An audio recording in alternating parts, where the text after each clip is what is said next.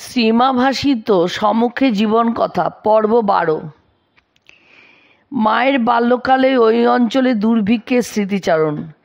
একবার সেখানে কি দুর্ভিক্ষই লাগলো, কত লোক যে না খেতে পেয়ে আমাদের বাড়ি আসতো। আমাদের আগের বছরের ধান মড়াই বাঁধা ছিল। বাবা সেই সব ধানের চাল করিয়ে কলাইয়ের ডাল দিয়ে হাঁড়ি হাঁড়ি খিচুড়ি রাঁধিয়ে রাখতেন। বলতেন বাড়ির সবাই এই খাবে, আর যে আসবে তাকেও দেবে। আমার সারদার জন্য খালি ভালো চালের দুটি ভাত করবে, সে আমার তাই খাবে।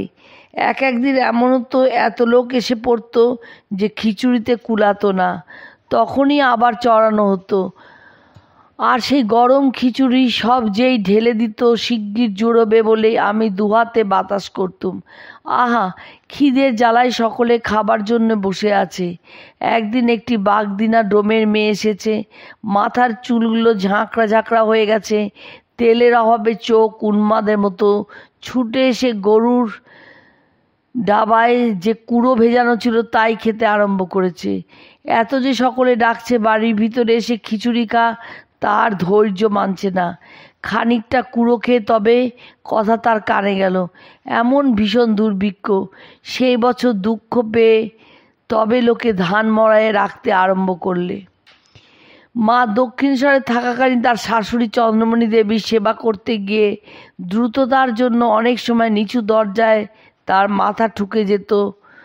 দেখে কেউ তার কষ্টের কথা বললে তিনি বলেন, হলোই বা, তিনি আমার গুরুজন। আর মা, আহা, তিনি বুড়ো হয়েছেন, আমি যদি তাড়াতাড়ি না যাই তার অসুবিধা হতে পারে, সেই জন্য দৌড়ে যাই। দক্ষিণেশ্বরে বাসকালে স্মৃতিচারণ করে মা বলছেন, কি আনন্দেই ছিলুম, কত রকমের লোকই তার কাছে আসতো। দক্ষিণেশ্বরে যেন আনন্দের হাট বাজার বসে যেত। ভক্তের আহ্বানে ভগবানের সাড়া দেওয়া প্রসঙ্গে মায়ের আত্মকথা। ভগবান বৈকুণ্ঠ থেকে নেমে আসেন যেথায় ভক্ত ডাকে। কোজাগর পূর্ণিমা দিন লক্ষ্মী বৈকুণ্ঠ থেকে পৃথিবীতে আসেন। যেখানে সেখানে তার দৃষ্টি থাকে, যান পূজা গ্রহণ করেন। আমার শাশুড়ি কামারপুকুরে দেখেছিলেন 14-15 বছরের মেয়ে, গৌরবর্ণ, কানে শঙ্খের কুণ্ডল, হাতে হীরের বালা, ডায়মন্ড কাটা বালা, বকুলতলায় ঠাকুরের বাড়ির সামনে দাঁড়িয়ে তার সঙ্গে কথা কয়েছিলেন। শাশুড়ি জিজ্ঞাসা করলেন, হ্যাঁ গা, কে তুমি? লক্ষ্মী বললেন, এই আমি এখানেই আসছি। শাশুড়ি বললেন, তোমার ছেলেকে শ্রীযুক্ত রামকুমারকে দেখেছ? পুজো করতে গেছে, রাত হয়েছে, এখনো এলো না। লক্ষ্মী বললেন, হ্যাঁ গো, সেই আসছে, চালকলা বেঁধেছে। এই যে আমিও সেইখান থেকেই তোমাদের বাড়ি আসছি। আমার শাশুড়ি বললেন, না মা, বাড়ির কেউ নেই, এখন এসো না।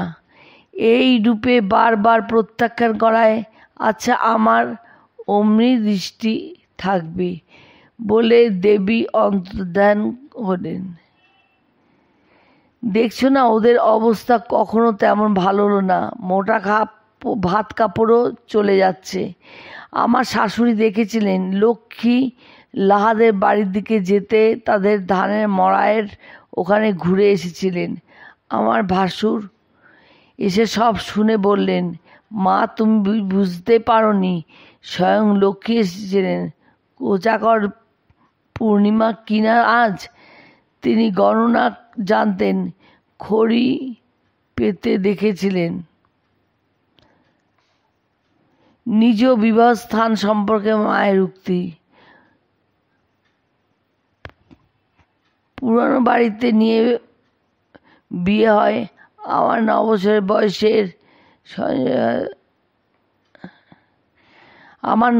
বয়সের সময়। নতুন বাড়িতে এখন যেটি বড়দাম আমার বাড়ি আসি, ও বাড়িতে আর ধরে না।